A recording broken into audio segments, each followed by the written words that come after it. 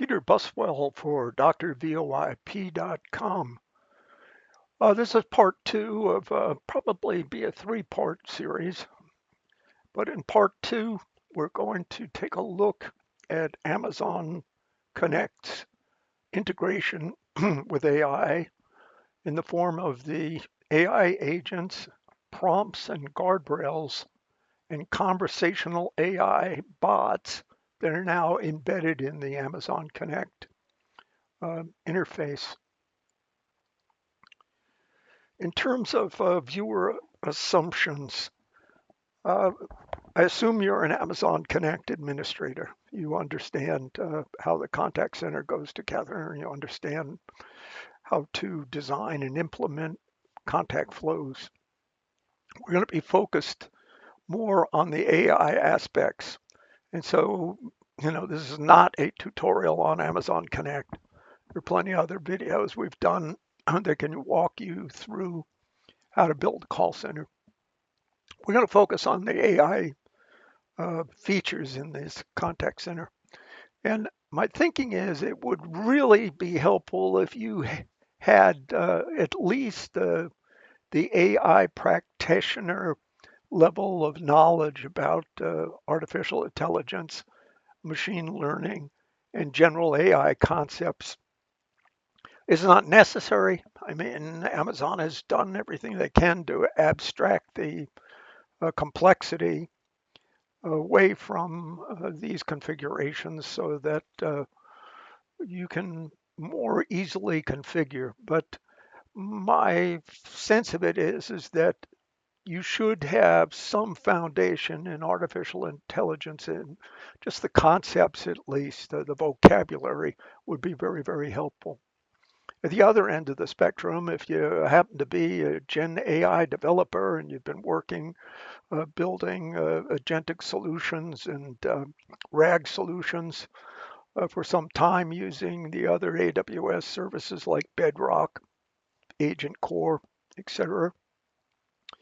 You're going to find this sometimes annoying because, again, they've abstracted away most of the complexity and some of the tools you would normally be used to, you're not going to find in this interface.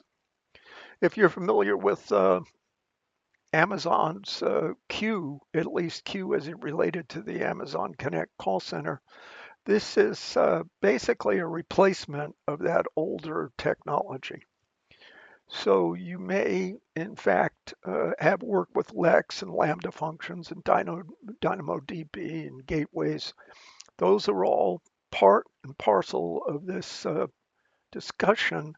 But again, Amazon has abstracted that away and pretty much hides a lot of that detail. You can dig down in it if you want, but they're making it easier for non-gen AI developers to work with the solution. I would also point out that vocabulary is in transition. I mean, at the time this video was being made in the first quarter of 2026, things are still swirling. It's changing so quickly that you can almost see the documentation changes on a day by day basis. So be careful of that. You're going to find it somewhat confusing at times when they change the vocabulary midstream, right? So we used to talk about Q. Now we're going to talk about Connect Assistant. And sometimes Connect Assistant is referred to as wisdom. So be on the cautious side with documentation and check it frequently. So in this tutorial, we're going to set up Amazon Connect, just at least review where you want it. It is not a tutorial on Amazon Connect, so the assumption here is you've already got it set up. We'll do a quick overview of the admin interface and point out some of the new features. Again, Q1 2026 was a fairly significant change in the Amazon Connect portal, and you'll see a lot of changes. Then we're going to build a knowledge base. We'll build a conversational AI bot. Then we'll focus in on some AI agents. We'll use the self-service agent in this tutorial. Later on, probably in another uh, part 3, we'll focus more on advanced tooling and we'll use some of the other agents. We'll go through the configuration of contact flow. There are some requirements that have to be met for you to use agents in your contact flow. And we'll use the Connect Assistant, that's a new flow step, and we'll take a look at that. So what we're going to do is integrate the contact center with the AI foundation. And so initially we'll create a knowledge base, and knowledge bases have some connectors already available to you. SharePoint, Salesforce, the usual suspects, ServiceNow, Zendesk, and S3. We'll create a domain. Those of you who were previously using Q, it's been renamed as kind of the wisdom domain, but you'll need to do that, and we'll create an encryption key as part of the integration process. In terms of the knowledge base, uh, we're going to, there are many ways to set up a knowledge base, but we're going to keep it simple. We've got an S3 bucket, and we have a bunch of documents that are going to be searchable by the AI agent. Hopefully, this agent will be answering frequently asked questions about your customers, and those documents can be Microsoft Document. And if you're familiar with the concept of chunking um, and embedding, we're going to take that document and kind of turn it into an HTML document, at least from a chunking and embedding strategy. But you could have documents, you could have PDF files. We'll build a Bedrock knowledge base using that S3 bucket, and we'll set up a custom RAG integration. And this will become clear when we actually configure that knowledge base. There are, like I said, there are already some connectors, Salesforce, ServiceNow, blah, blah, blah. They even have a web crawler, which is kind of cool. You can say, go out to my website and catalog all of that information and make that the knowledge base. So at this point, we'll take a look at building a knowledge base and building a um, integration foundation by creating the domain. Okay, next step is to create a domain. Now, this is not a tutorial on Amazon Connect. The assumption is you have an Amazon Connect instance. You will go to the AWS Management Console, not the Amazon Connect admin portal, but the AWS console. Go to Amazon Connect and then select your call center. And you will now see, since January of this year, some new declarations here in the menu. The one we're interested in is AI agent. So go ahead and click that. And then we're just going to add a domain. So let's do that. We'll give it a name. Uh,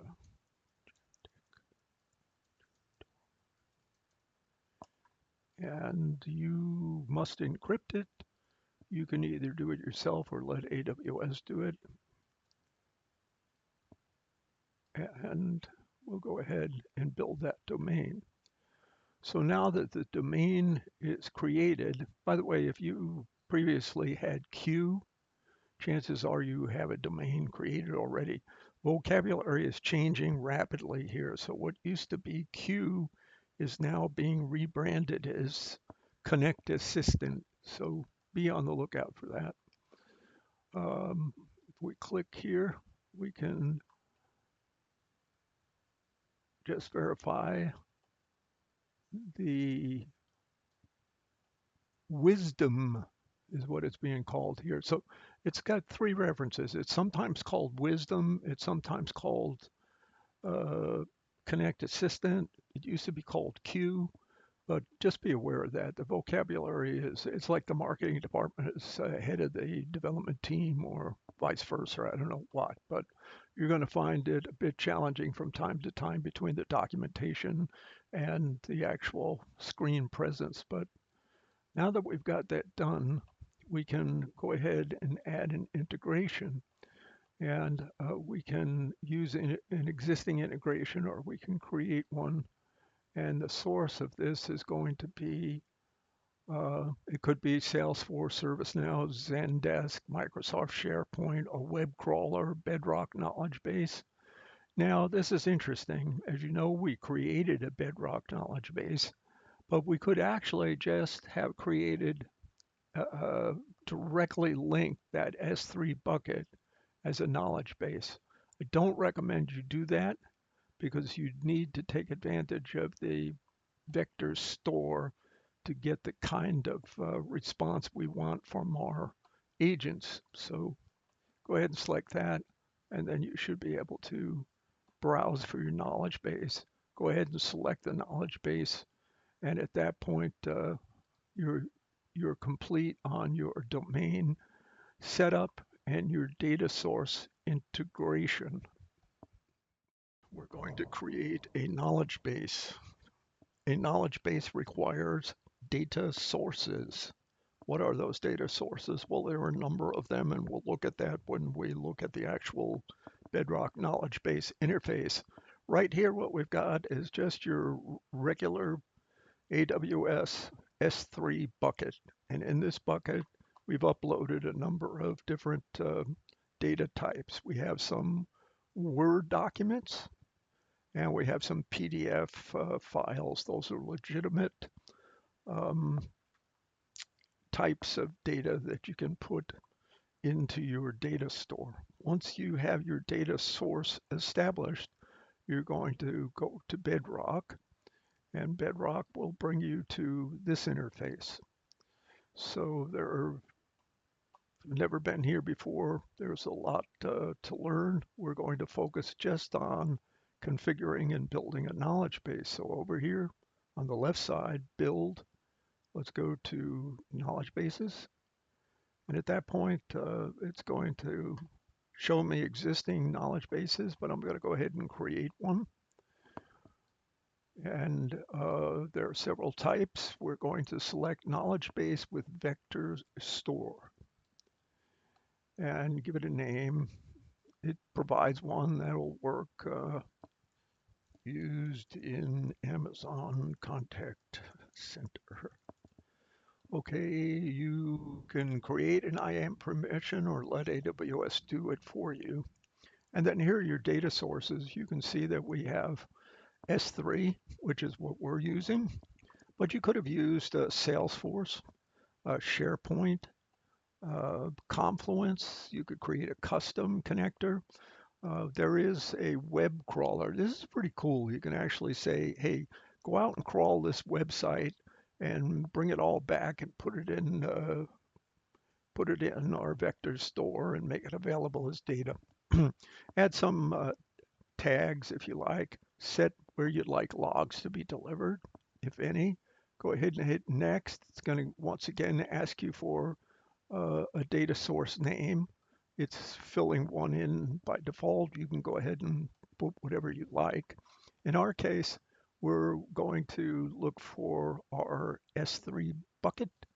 So we're going to browse our buckets here and then go ahead and select our previously configured S3 bucket. We're going to continue along here. And we need to select an embedding model.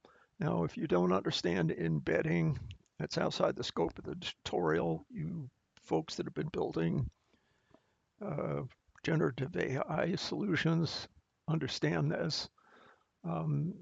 Just select a model I would recommend you stick with Titian text embedding. Go ahead and say apply. And then you're going to, once your data has been embedded, it needs to be stored. So we're going to select a vector store. Now, there are a number of different vector stores that you can choose from. Some of it is dictated by the type of data you were uh, using as a source. Was it a graph? Was it a SQL database? Uh, we're using Amazon S3 Vector Store, which is a very new offering. OpenSearch Serverless is another way to do this. I will tell you the disadvantage here is this is fairly comparatively expensive when compared to S3. Using the S3, this is the lowest cost solution here, and it has one small problem.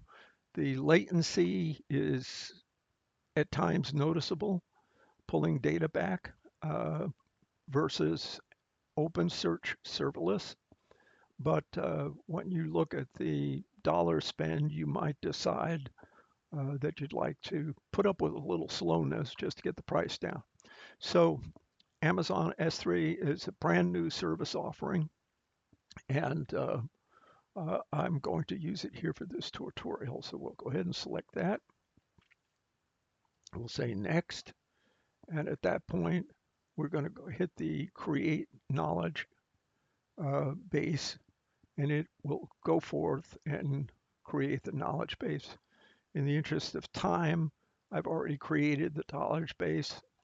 What you're going to want to note here is the knowledge base ID. So you're familiar with ARNs. In this case, it's a knowledge base ID. So make note of that, cut it, copy it, paste it into a notebook. You'll need it later. So that's pretty much it on setting up a knowledge. Okay, so we're going to talk a little bit now about agents. And AWS uses two basic agent types, a single agent, if you will, and an orchestration agent. And your contact flows will generally always use an orchestration agent as the primary agent type for both self-service and agent assistance. So self-service is where you're going to have a contact flow. Contact flow is going to enable a caller, whether it's a voice or a chat, to take some actions that can be described as self-service. Maybe check an order status, maybe check a tracking number, maybe ask you for your operating hours, ask you some questions about your products and services. That would be a self-service agent. The agent assistant uh, is a tool that once the call is transferred to a human agent, and they will, using the agent workspace, you'll be able to get AI assistance directly to the human agent through the workspace chat window. So an orchestration agent, whether it's self-service or whether it's an agent assist, generally it is an agent who is the boss of the other agents, right? The orchestration agent is the supervisor who is going to reason about what the caller has just asked. And it's going to not only reason, but it's going to figure out what tools do I need to trigger to fulfill this request. Now, if you've built a Lexbot in the past to check an order status, you know it was pretty simple to put into your contact flow, invoke a Lambda function, have the Lambda function maybe go, get an order number and pass it off to the order entry system and get back a formatted response, and then be able to read that back to the customer. So why would you use an AI agent to do that? You're going to use an AI agent because the agent is going to take that information that it just got back from the check order entry system, and it's going to re-input that to the foundation model of your choice. And in this way, it's going to be able to make a determination of how best to respond to the caller's request, and also figure out if it needs to activate some other tool, maybe offer the caller a tracking number or something like that. So the takeaway here is that you've got an automated uh, agent who's playing the supervisor role. Typically, you'll have a Lex bot that is handling the voice interaction with your caller or your chat, for example. And we're going to talk later about the fact that this bot is going to have a persona, it's going to have instructions, and it's going to have some guardrails or security profiles to keep it focused and to weed out any bad actors that might attempt to hack your AI. But having said that, that central agent, the orchestration agent, is going to be able to call other agents who have specializations. You know, there's an agent who is a specialist in going out to the knowledge base and retrieving documents. You might have another agent that's really good at checking the order status. So let's keep that in mind. The way you use these things, if you just trying to decide what's a self-service and what's an agent assistance. Agent assistance is anything that you're going to do in the agent workspace to prompt or guide the human agent.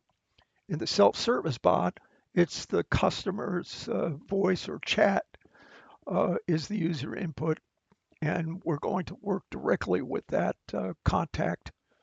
We're going to interface directly with whoever asked the question, whether it was voice or chat. And you can see the purposes and the interactions and the different tools. Again, tools are what the agents are going to employ to get their work done. And when I say agent, I mean AI agent, not human agent. There are tools, and in part three, we'll look at more advanced tools, but your AI agents will have tools like the tool that knows how to reach and research the knowledge base. And again, they both currently handle voice and chat. The agent assistants can also handle text and email. You'll find a new workspace, a workflow icon called Connect Assistant. And this must be part of your contact flow. And I'll show you when we look at contact flows exactly where you have to configure that and why, what other supporting configuration steps are required. There's a requirement, for example, that you have to turn on uh, the agent, the old lens feature. It's called something else nowadays, but that's what it was. And we'll take a look at that. Okay, let's build our first bot. So you're going to go into routing, flows, and conversational AI. Those of you who have been building Lex bots should find this pretty easy, a little different, but let's give it a try. Create a bot. We're going to give it a name and description.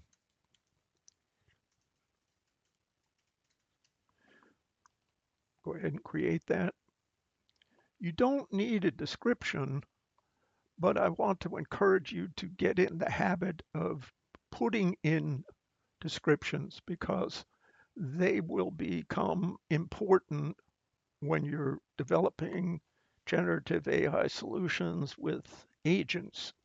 More on that later. At the moment, we're going to add a language, uh, English US for me. And we're going to say,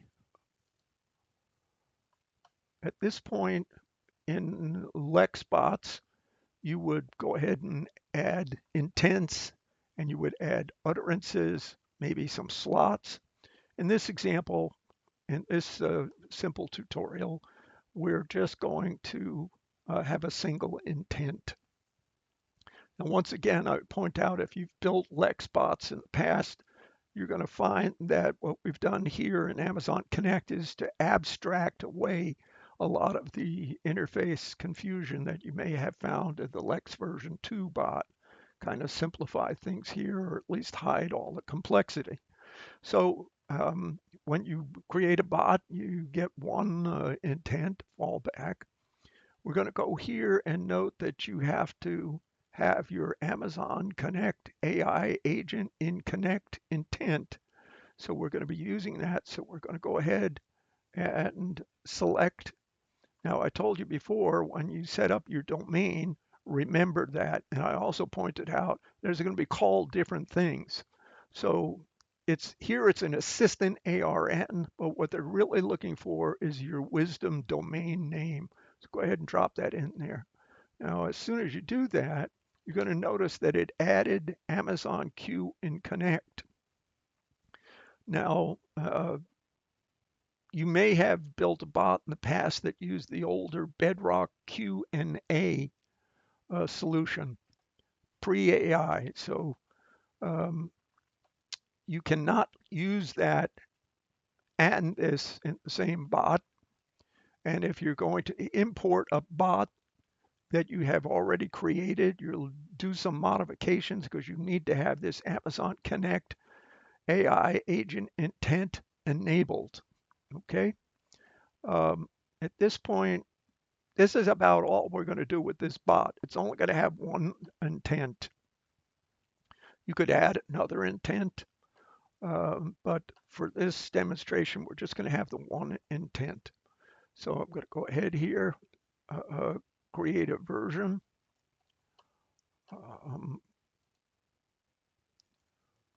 Now, over here, you'll notice it says advanced configuration. If you click on that, it's going to take you to basically this is the Lex version 2 interface. And I think those of you who have built Lexbots will find this more useful because you have actions here that you don't have in the other interface. For example, we're going to go to intents. You'll notice that we've got Amazon Q and Connect. We've got a language which has not been built yet. See if we can go ahead and build this bot. It's going to build the English first.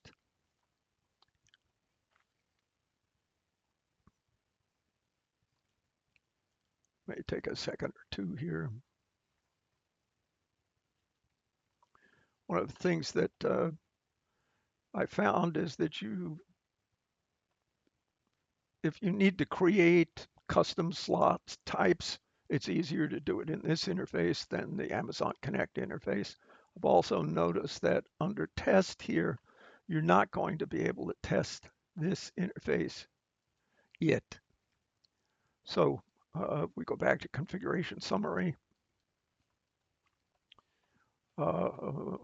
We should have a configuration. We're going to publish it and assign it to an alias. And that gets us probably one of the most interesting aspects, and we'll look at this in detail when we log in again to look at our configuration, is the concept of prompts. Prompts are not just, the spoken words. Prompts are things like system instructions, a persona where you tell the agent, hey, I want you to behave this way. I want you to have this kind of public speaking attitude. I want you to be on the guard with your language. I want you to be friendly. I want you to be helpful. You're going to give instructions, tell the agent what tools he has available that he can uh, that he can make use of. System instructions, how should the agent behave? Guardrails, guardrails are just what the name signifies. We are going to set up some security to make sure that we know how to handle these requests. Also, what's allowed. We don't want foul language. We don't want hate speech. We don't want hackers trying to turn off guardrails and do bad things. And that's what a guardrail does. So let's log back in and take a look at these options. Again, I just can't emphasize how important prompts are and how important guardrails. Okay, we're going to take a look at the AI agent designer. We're inside the portal once again, and you'll see here we have agents, prompts, and guardrails. I think I'll start with the guardrails. Let's go there. Again, you'll use these to set up some parameters about the agent and what he or what it can do and what it will allow. So I'm going to create one. Uh, Example guardrail.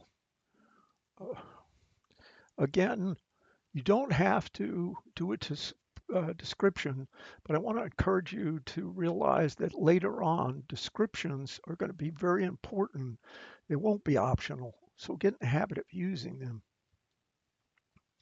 So what we're going to do here is we're going to set up content filters, harmful categories, and prompt attacks, as well as denied topics and word filters, sensitive information, and contextual grounding checks.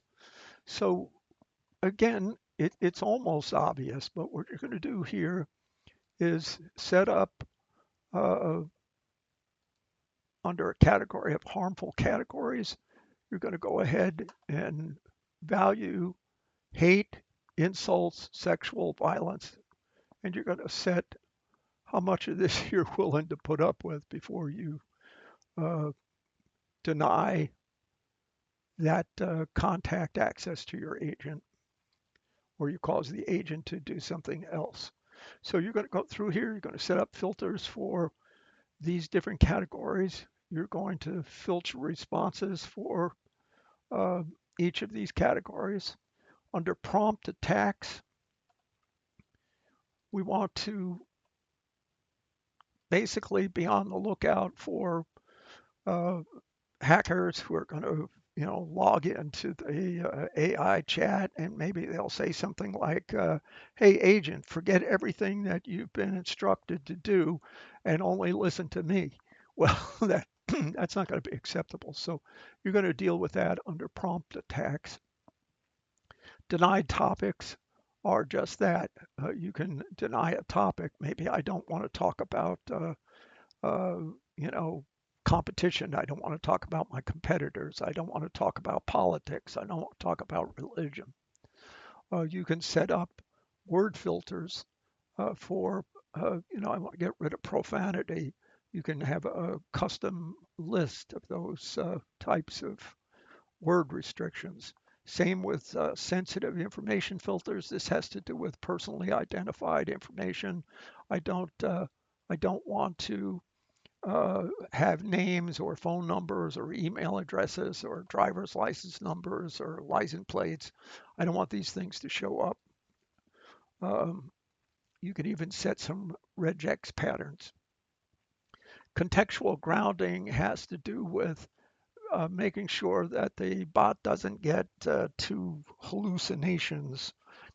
We're going to make sure that we verify what the bot is going to return to the caller uh, based on, you know, verifying it with the knowledge base that you've provided, and so forth. You can create a blocked message. My favorite blocked message is "Sorry, Dave."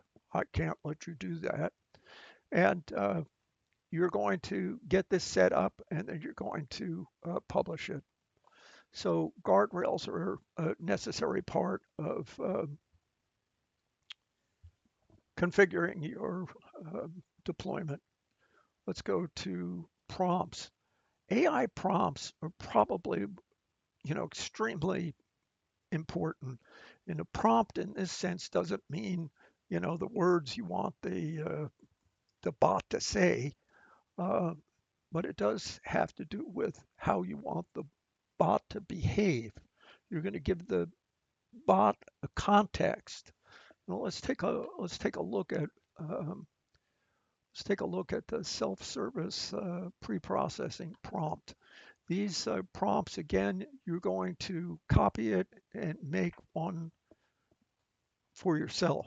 You can't really modify the defaults, but you can use them as an example, right? And so you're going to give it a system prompt. You are an experienced assistant having a casual profile conversation with an end customer, and you're always going to speak polite and professional, et cetera, et cetera. You're giving the bot a context. You're giving it a behavior. You're going to name some of the tools you have. There's an escalation tool, which means uh, I need to talk to a human, please, and the bot will then escalate the call. And it's giving you some examples and a description. You've got a complete tool, and we'll look at these in contact flows. And there is just no shortage of information that you'll want to give your bot, your AI agent. It's not really the bot. The bot is the Lex tool that you're using to manage the conversation. It is the agent that is doing the work, asking the questions, answering uh, those questions, and you want to give it information, continue holding a conversation. Uh, Again, the attitude of the bot, the attitude of the agent.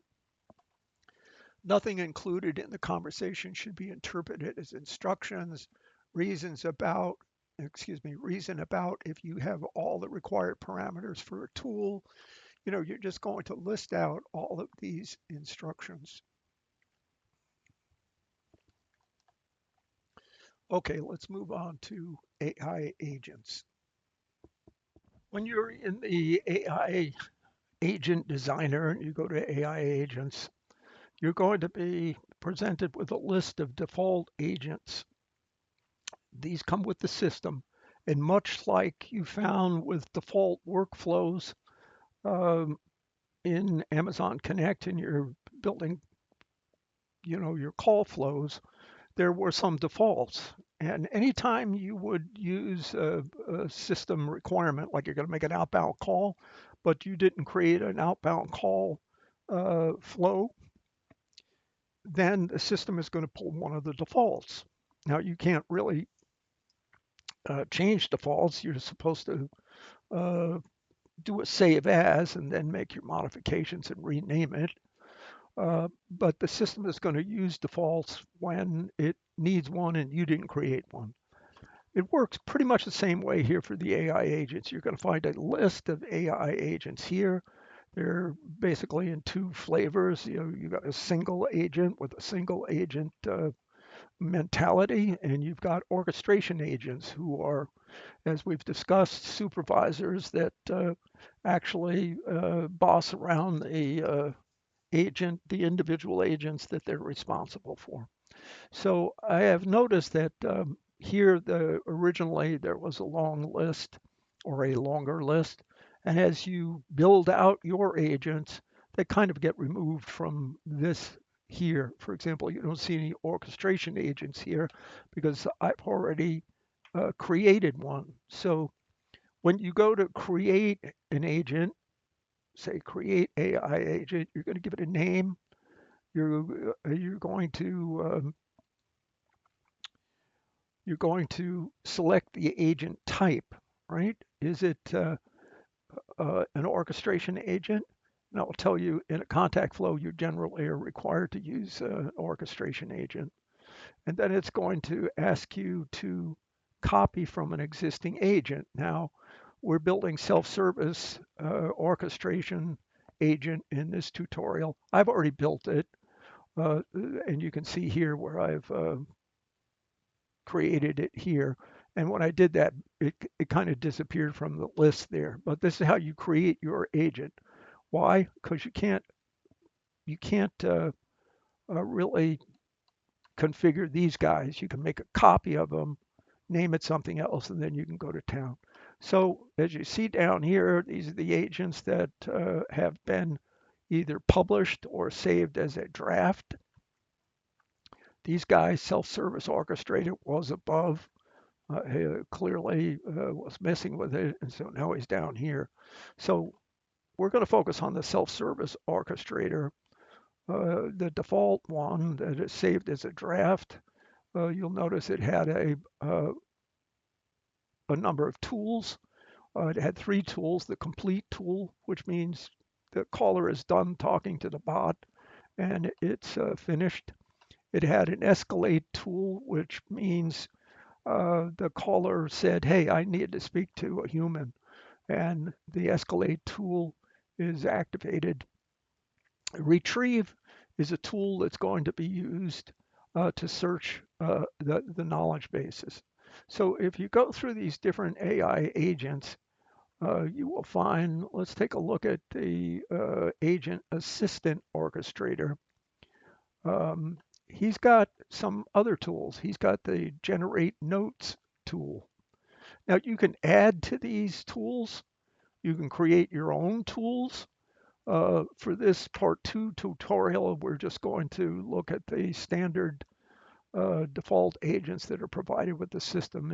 In a more advanced tutorial, we'll talk about building agents and tools. It had a prompt assigned to it, and you will add a guardrail to this. So if I go back here, now keep in mind I took a default agent just like that, created the AI agent, and I copied it, and the one we're going to use here is the self-service orchestration agent. Again, it has a complete, escalate, and a retrieve. What you're going to want to do here is edit, and down here you're going to select this tool and you're going to edit it, because what you need to do is associate the retrieve function with the knowledge base that we previously created. Okay, for a newbie, this will be your first mistake. You'll wonder why I can't talk to the knowledge base, and it's probably because you didn't associate that agent with a particular knowledge base ID. If you remember at the start, when we built the KP, I told you to make note of that. You're going to need it. So once you've done that, and you have also assigned security profiles, your security profile for your AI agent must be the same security profile or higher than your human agent. They both have to have the same security profiles for your human agent to be able to use the AI agent. Prompts. Now, again, I took a prompt and modified it because the standard prompt wasn't going to do the job for me. So, for example, here I'm saying, you are a professional virtual assistant to DrVoIP, a consulting firm specializing in Amazon Connect contact centers, AI integration, and ongoing technical support. DrVoIP provides Amazon Connect implementation, so forth. My business hours are Monday through Friday, 9 to 5. And so, again, we're giving context to this agent. This information will be used in the AI to help personalize your agent, to get it to act and behave the way you need it to behave. You go through here, you're going to tell it how you want it to format responses back to your caller or chatter. You're going to tell it that, while you're thinking and reasoning, this is what I want you to display to the caller. Um, must never put thinking context inside the message tag. Message tags are anything between the two message tags is what's going to actually be said to your contact. And again, I can't emphasize how important it is. As an AWS certified partner, I didn't put this in there originally, and when I was testing my bot, it actually was going to go recommend was going to go recommend another partner because it didn't know that I was a partner. So I came in here and changed this and gave the instructions to the bot so it had the kinds of raw information it needs to make sure you recommend DrVoIP when someone's looking for a service. Anyway, we tell it how to retrieve, when to retrieve, what to do before you retrieve, what to do after you retrieve. Here are escalation rules. You must escalate when the customer asks for a human agent, sales, or support. The request cannot be, or when your request cannot be answered using the retrieve knowledge base, and so forth.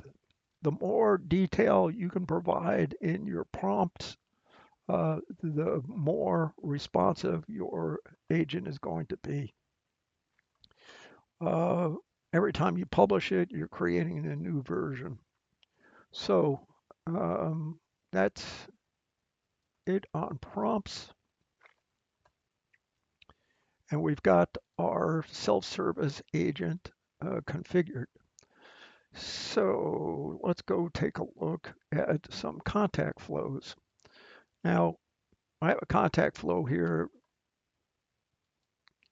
and we'll look at the key pieces. So, typical contact flow, set logging behavior, set up some of your segment attributes. I use this contact flow as a router. So I send SMS one way, chat another way, email another way. And if it's not one of those things, it must be voice. Come down here. I do some setup that's unique to our solution. And then we come over here to um, the bot itself. I'll make sure I didn't skip something over here. Yeah, so as we come down here, you need to set recording and analytics and processing behavior. This used to be Lex. It's been updated. Excuse me, not Lex, I mean Lens. It used to be Lens. So you're going to come in here, you're going to select the channel, you're going to enable recording. Actually, we could have selected chat as well, but right now this guy is going to deal with voice only. You're going to enable recording, conversational analytics, the kinds of things that you want the system to um, record and transcribe, right? So I want to get the agent and the customer. I also want to get any kind of information that's going through the conversation. And you'll set this up, enable agent customer interaction analysis. We're not going to do it in real time. We're going to do it after the call is complete and so forth. This has to be in the contact flow if you're going to use an AI agent in this flow. Doesn't matter where in the contact flow you put it, but it is a requirement, so don't forget it. The next thing that's going to happen, I'm looking for one more guy that I know has got to be here someplace. Um, I will come back to that guy. You have something called a uh,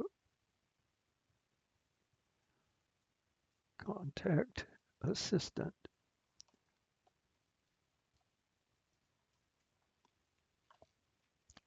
the Connect Assistant.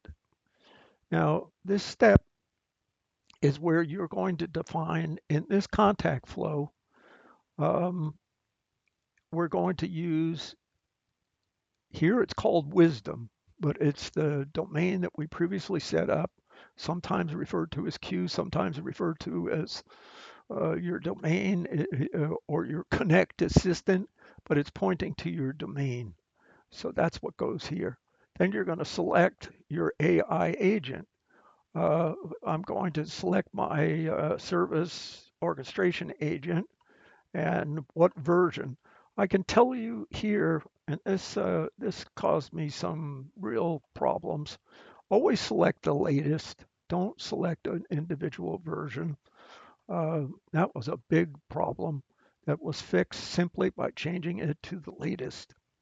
So this guy is an absolute requirement when you're going to transfer, when you're going to point to an agent that's going to be used in this contact flow. Now, I'm just going to double check before I put my foot in my mouth here. I don't see him anywhere else. And the reason I don't see him anywhere else is because in this contact flow, we I've decided by experimentation that I don't need to put him. We're only going to use him when we have to point to an agent like the agent assistant orchestration, meaning it's going to be passed to a human, and we need to let the human, the contact flow for that human know what agent should be available to the human agent. In this example, we're we're doing a self-service. So I originally had that in there, pointing to the self-service agent, uh, and no harm, no foul. But I was interested to know whether it worked without it.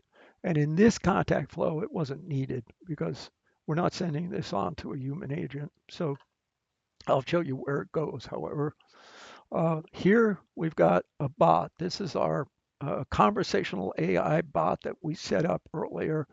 Actually, I showed you how to set it up, and and then I went back and I made a change. I added a second intent, uh, and I'll explain in just a minute. So again, we select the bot. I had several bots here. I'm just using the one that I called the DrVoIP self-service. It's assigned to an alias. Your bots are assigned to alias, so you might have an alias for development, you might have an alias for production, and we want to use the production version. And then down here we have a uh, text-to-speech prompt. And what I wanted to do here was when the caller comes in, they're going to hear a prompt that says, I'm an AI agent that can help you route your call. You can say the first name of a team member or a function like sales or support, or I can answer questions for you. So I did add a second intent, um, but I did it through the conversational AI bot that I've already showed you. So one intent is called get human. And so when you call into the system, it says, hey, if you know the first name of a team member, go ahead and say it. And if they call in and they say, I want to speak to Peter, we assign that to an attribute and we use that downstream to route the call to Peter. Get answers. Get answers is the retrieve tool. So this bot listens to what's going on. AI, the bot is the facilitator. It's AI behind the scenes that uh, is making these decisions, that's reasoning and saying, oh, he wants to ask me a question about do you support Amazon Connect? Well, that's not a get human intent, that's a get answer intent. And so you're in here talking to the bot, asking it questions, and it's answering it.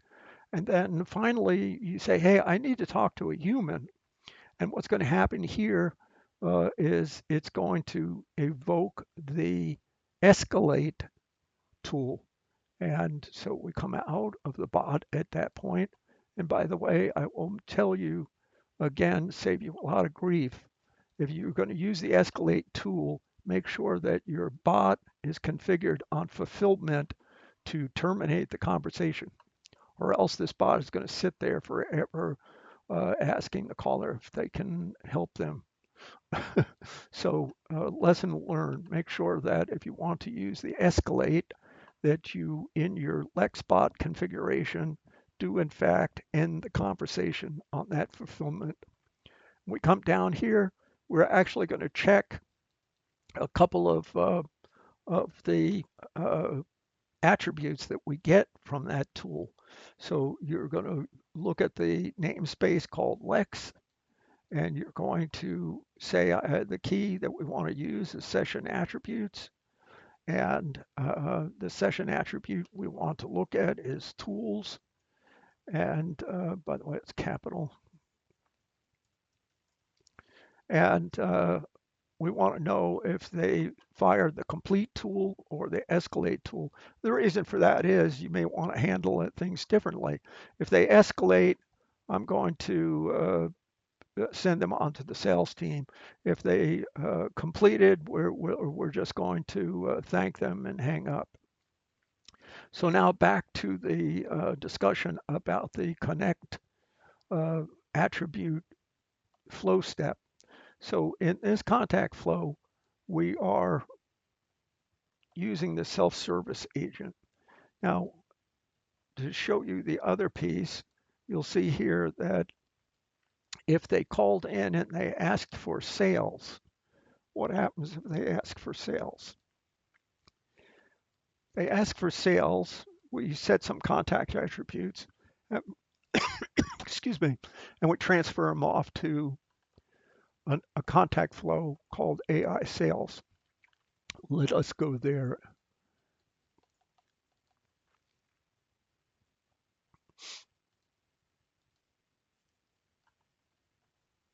I like the search function.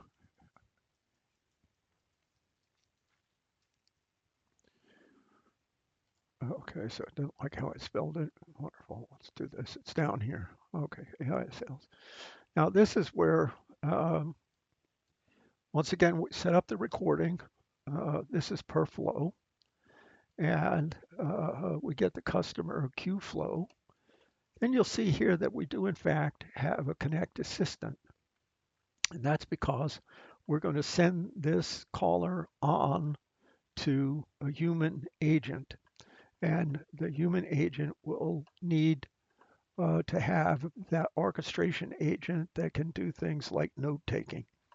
And so we have selected that as the agent.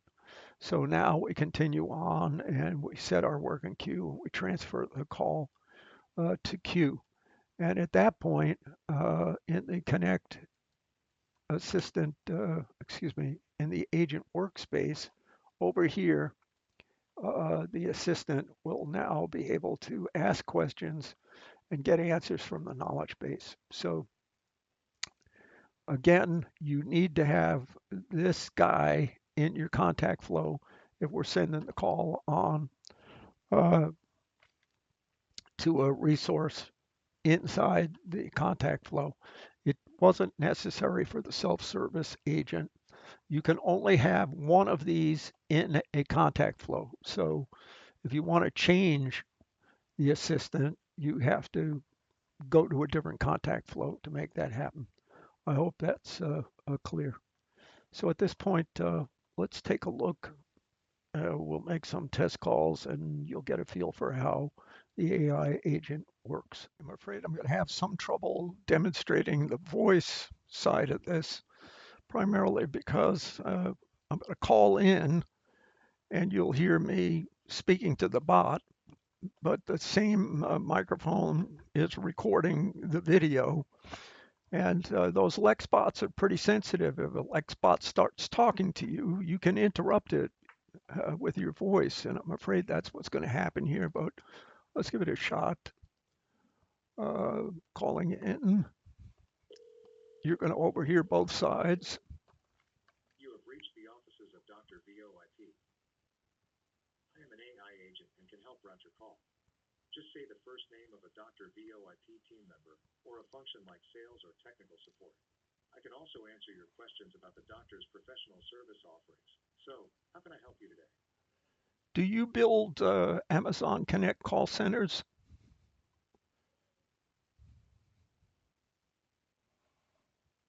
Hi there. It sounds like you're asking about whether DrVoIP builds Amazon Connect call centers. Let me pull up some information about our services for you. Yes, absolutely. DrVoIP specializes in Amazon Connect contact center design and deployment. We help organizations build and implement I'm not quite sure I caught that question. Could you rephrase that for me?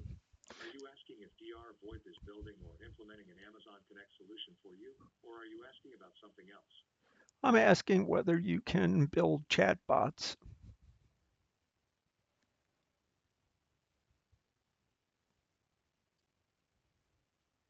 Yes, absolutely.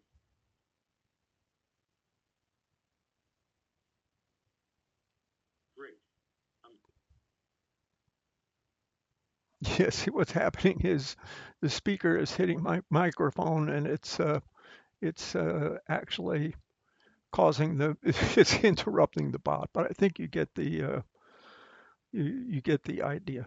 You can hear that you can hear the kind of dialogue it's going to have, and we can do the same thing through the chat interface. That might work a little better. So this is our website. We have a chat interface on it. Um, if you click down here, it's going to pop open a chat window and should open a session with the same bot. So the same thing we were trying to do verbally, we can do here. So it comes up, it says, I'm an AI bot, the good kind, not the take over the world kind. A little humor here in the chat window. Okay, so I'm going to ask it a question. What are your support hours? Okay, and it comes back. Great question. Dr. VoIP support hours are Monday through Friday, blah, blah, blah. What's important to note is that the construction of the answer was done by AI.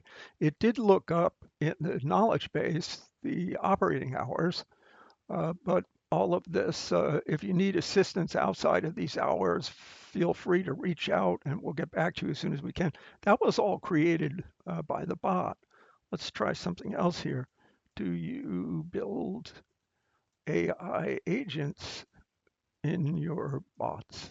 Question mark. And let's see what happens.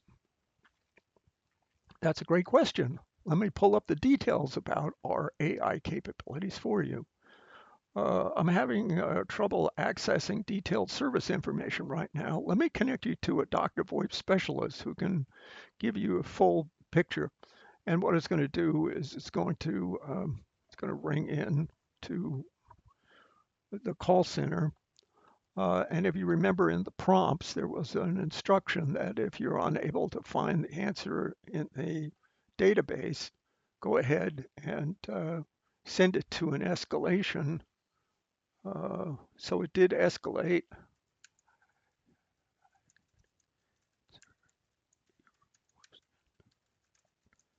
So uh, uh, you can see we aren't connected. So I'm going to go ahead and end the chat and close the session. Um, these bots can get very powerful. And again, I keep saying bot, and I need to distinguish from Lex bot that's doing the language interface and connecting to the AI agent from the actual orchestration agent. And at the end of the day, this contact flow um, in both the chat and in the voice call was in fact talking to the same bot. So um, I hope that